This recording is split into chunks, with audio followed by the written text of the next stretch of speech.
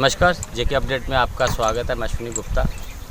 आज हम आए हैं नंदक गांव। यहाँ पर मेरे पीछे आप देख रहे हैं मधुमक्खी पालन केंद्र है यहाँ पर, जो कि यहाँ के स्थानीय लोगों द्वारा बनाया गया है।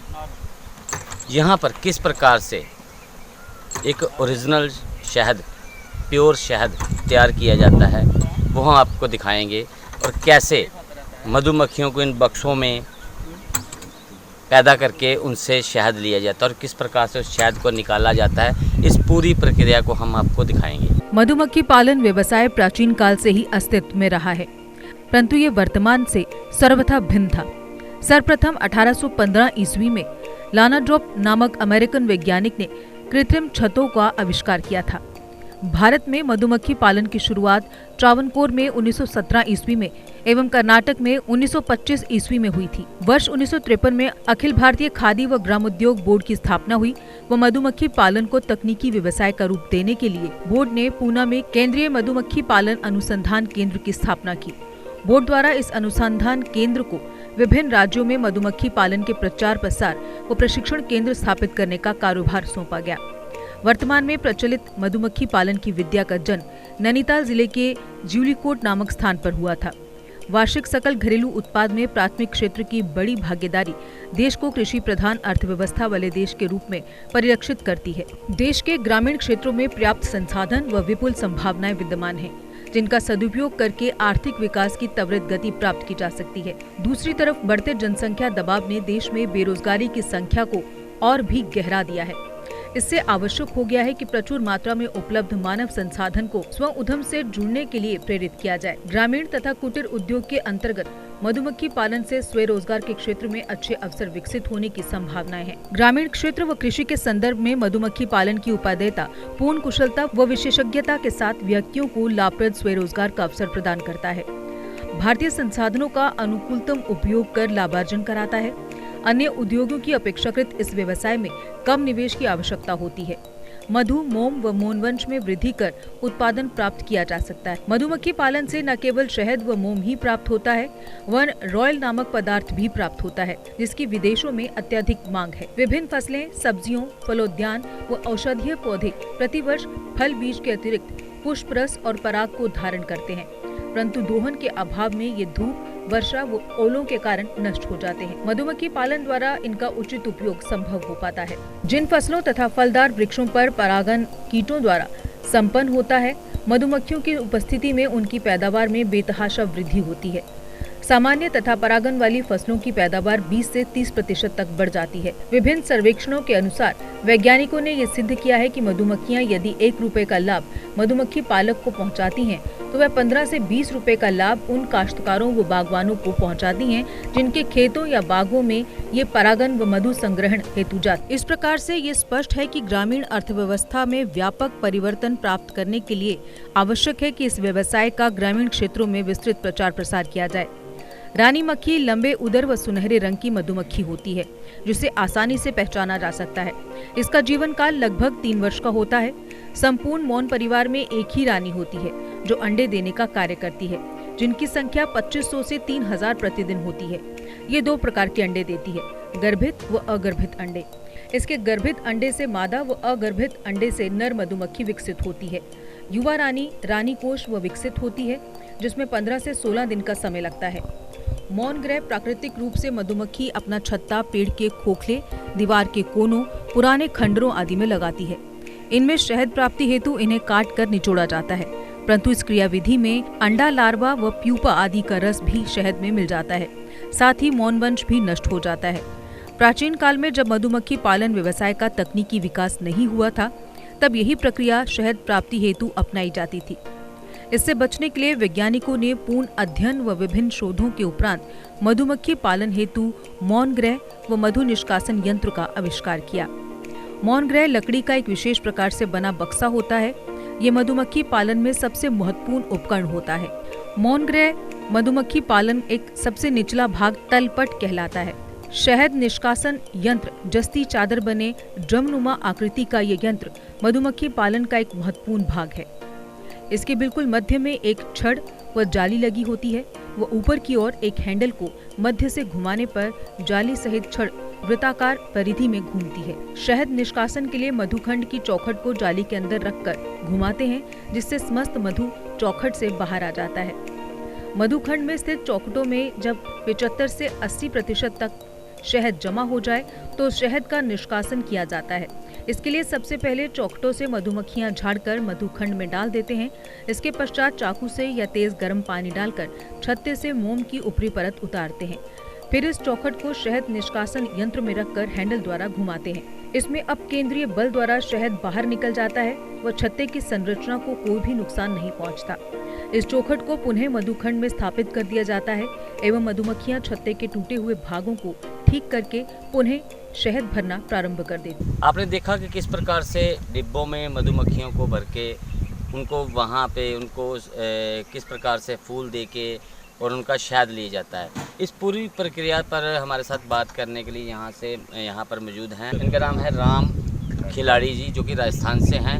इनसे हम बात करेंगे, उनसे जानेंगे कि किस प्रकार से शुरुआत से लेके अंत तक कैसे शहद जो है तैयार किया जाता है। तो सर, कैसे आप शहद को तैयार करते हैं? सर ये जी, जो किसी चीज़ का फूल हो, सरसों का हो या ये फ्लाई का है, कड़ी पत्ते का है, वो अपना धनिया का भी होता है, अजवाइन का भी होता है। तो जो फूल होता है उसी टाइम इसका शहद बनता है। तो शहद जो बढ़िया काम आता है तो उससे हम 10 दिन में निकाल लेते हैं, 15 दिन में निकाल लेते हैं। जो बढ़िया माल होता है वो शहद पेवर होता है इसका। जो ये फूल होता है इसका पेवर शहद होता है। इसका कोई मिलावटी नहीं होता है इधर। नहीं, हमने देखा है कि कई बार फूल नहीं होते हैं तो चीनी डाली जाती है इन बॉक्सों में। सर उस टाइम पे जो तो इनकी उधर मक्खी का जैसे फूल नहीं होता है तो उस टाइम पे मक्खी बचाने के लिए चीनी डाली जाती है इनको, जो मक्खी बची रहे अपनी गर्मियों के टाइम में। अभी इस मौसम में फूल होता है। हाँ, इस टाइम में मौसम में यहाँ पहाड़ियों में फूल होता है। अब चटाला का मिलेगा, उस पर फीड आती रहेगी तो मक्खी प्रोग्रेस करती रहेगी। जब गर्मियों में ज़्यादा गर्मी बनेगी तो उसमें फीड नहीं आती है, शहद नहीं आता बाहर से, तो हम चीनी खिलाते हैं इसको मक्खियों बचाने के लिए। एक बक्से में कितनी प्लेट्स लगाई गई हैं, जो जिनको हम छत्ता बोलते हैं? कितने छत्ते बनाए जाली? 10। एक बक्से में 10 छत्ते होते हैं। अच्छा। एक रानी बोलते हैं जिसको क्वीन होती है, अंडा देने वाली, वो इसी में रहती है नर। अच्छा। जो नर होती है तो इसी में रहती है वो, एक रानी। तो कितनी देर में ये एक बक्सा जो है भर जाता है? मक्खियों से नहीं, शहद से जब शहद निकालने लायक हो जाता है तो 10-12 दिन में हो जाता है, जो फूल बढ़िया होता है तो उस टाइम में। जब आप एक खाली बक्सा में हाँ जी। जब आप जाली लगाते हैं, हाँ, ठीक है, छत्ता लगाया, उसके कितने दिन के बाद फिर आप उसको निकालते हैं, शहद निकालते हैं? 10 दिन के बाद में निकालते हैं सर उसको, जो शहद हो जाता है बाहर के फूल का बढ़िया काम। तो 10 दिन में मक्खी भी पैदा हो जाती है इसमें? हाँ, प्रोग्रेस करती है, मक्खी बढ़ती है। जितना काम बाहर से होगा, इसको पोलन होगा बच्चों को खाने के लिए। पराग होता है एक फूल पे, तो उस पराग को मक्खी लाएगी तो उसको बच्चा खाएगा, तो उसी से मक्खी अंडा ज़्यादा देती रहे। तो जितना पराग होगा उतना ही अंडा देगी मक्खी। जो कितने साल से आप इस काम में जुटे हुए हैं? हम तो इसमें 8-7 साल हो गई इसको। अच्छा। तो ये मुझे बताएं कि ये जो यहाँ जो शहद तैयार होता है, फिर इसको आगे आप कैसे निकालते, कैसे, उसका क्या प्रोसेस है? ये एक मशीन ली जाती है, मशीन द्वारा निकालते हैं। उसमें हवा बनती है मशीन में, तो हवा से द्वारा शहद निकलता है इसका। छत्ता वापसी फिर उसी में लगा देते हैं बक्से में, वो उसी को पकड़ लेती है मक्खी। तो उस शहद को बाद में आप छान कर फिर निकालते हैं या उसका कुछ और उसी में फिल्टर रहता है। ये वो तो फिल्टर होके आता है, फिल्टर होके आता है वो शहद। उसमें मशीन लगी हुई है, जाली लगी हुई है मशीन में, फिल्टर ही आता है वो फिल्टर होता है उसमें, वो फिल्टर रहता है। तो जब आप शहद को मार्केट में भेजते हैं तो क्या इसको कुछ करते हैं या सीधा ऐसे ही भेजते हैं? हम तो सर ऐसे ही भेजते हैं इसको, जैसा हम निकालते हैं वैसे वैसे पैक करा पीपों में, बाल्टियों में, और वैसे भेज देते हैं इसको। ये बिल्कुल प्योर शहद होता है? ये बिल्कुल पेवर शहद होता है, इसमें कोई मिलावटी नहीं होती है। खाने में कोई दिक्कत नहीं? कोई दिक्कत नहीं है इसमें खाने में। अच्छा, ये अच्छा होता है, ये मल्टी का और बढ़िया होता है। एक चीज़ हमने और देखी, जब आप शहद निकाल रहे होते हैं तो ऊपर से चाकू से वो कुछ नीचे उतारा जाता है, तो हमने वो पीस हमने खा के भी देखा है, वो काफ़ी उसमें वैक्स टाइप रहता है, तो वो क्या चीज़ है? वो सील्ड होता है, जिससे बाहर से शहद आएगा उसी से सफ़ेदी उठाएगी वो। उसको हम सफ़ेदी बोलते हैं या गुल्ला बोलते हैं हिंदी भाषा में। तो जितना सफ़ेदी उठाएगी वो उसको चक्कू से बराबर काटते हैं, जिसमें सील्ड बंद कर देती है, तो वो शहद निकलता नहीं है मशीन में से। वो सील्ड काट देते हैं, फिर मशीन में हवा द्वारा निकल जाता है वो शहद। तो आपने देखा कि कैसे इन्होंने बताया कि किस प्रकार से हम बॉक्स में मक्खियों को पैदा करके उससे शहद बनाते हैं और करीब 10 दिन की प्रक्रिया है। 10 दिन के बाद 10 जाली एक बक्से में शहद तैयार हो जाता है और यहाँ करीब करीब मेरे ख्याल से 120 जो हैं वो लगाए गए हैं बॉक्स इनकी तरफ से और ये शहद निकालते हैं। शहद निकालने की प्रक्रिया हमने आपको दिखाई, किस प्रकार से पहले वैक्स को उतारा जाता है छत्ते के ऊपर से, उसके बाद उसको एक मशीन में डाल के उसको बहुत तेज़ी से घुमाया जाता है। उसके अंदर जो हवा बनती है, हवा उन छिद्रों से आर पार होती है जब, तो उसके अंदर का शहद नीचे गिरता है। फिर उस शहद को वो छान कर इसको जो है वो डाल देते हैं जो भी बर्तन होता है, तो उसके बाद इसको मार्केट में सप्लाई किया जाता है। तो ये शहद निकालने की प्रक्रिया थी, काफ़ी जोखिम भरी प्रक्रिया है और इसे वही लोग अपना सकते हैं जो इनमें जिन्होंने इसका ट्रेनिंग ली हो। हालांकि अभी सरकार की तरफ से भी ऐसी बहुत सी योजनाएं हैं, मधुमक्खी पालन की प्रशिक्षण दिया जाता है। तो आज जो बेरोज़गार युवा है उसके लिए ये व्यवसाय का सबसे बेहतर साधन है। तो हम भी चाहेंगे कि जो लोग अभी तक किसी रोज़गार की तलाश कर रहे हैं उनके लिए अगर उनके पास ज़मीन अवेलेबल है तो वो इस प्रकार से मधुमक्खी पालन का बिजनेस करके अपनी आय का ज़रिया बना सकते हैं। मैं अश्विनी गुप्ता अपने सहयोगी यशपाल शर्मा के साथ जेके अपडेट्स। जेके अपडेट रहे हमारे साथ। अगर आप ये वीडियो YouTube पर देख रहे हैं तो हमारे YouTube चैनल को सब्सक्राइब करें और बेल आइकन को क्लिक करें। अगर आप ये वीडियो Facebook पर देख रहे हैं तो हमारा Facebook पेज लाइक जरूर करें। For advertisement please contact 7051091811।